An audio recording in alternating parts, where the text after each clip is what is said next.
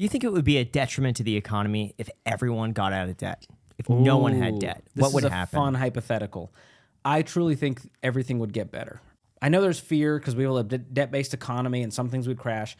I'm totally comfortable with all of the debt companies crumbling to nothing if no one took out debt, right? If everyone became debt-free, then Capital One and American Express and Sallie Mae, they all go to crap. Wells Fargo, whatever.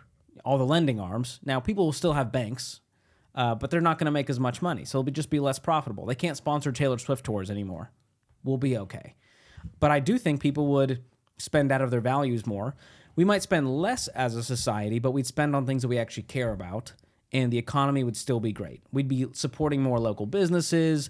We'd just be giving less money to lenders and giving it more to people that really deserve it. That's my hot take. I don't know if that's true. I'm not an economist, but that's my gut, is that we'd all be happier and spending on things we really care about instead of flexing. Because think about it, every type of debt has gone out of control because, look at tuition.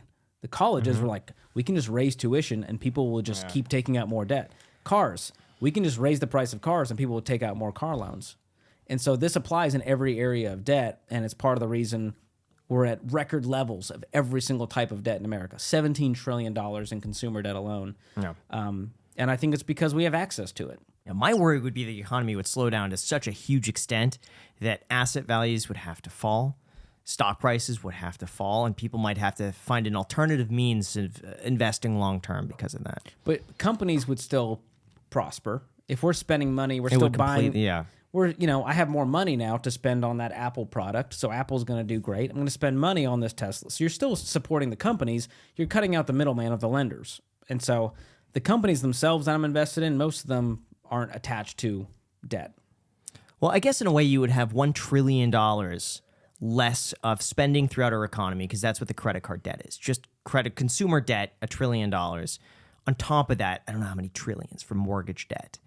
How much I think money we're for... I think we're at 12 trillion in mortgages alone. and then auto loan debt. So That's I think 1.57 or 8 trillion. across the board without debt, I think everything would fall because how many people would be able to buy a house outright?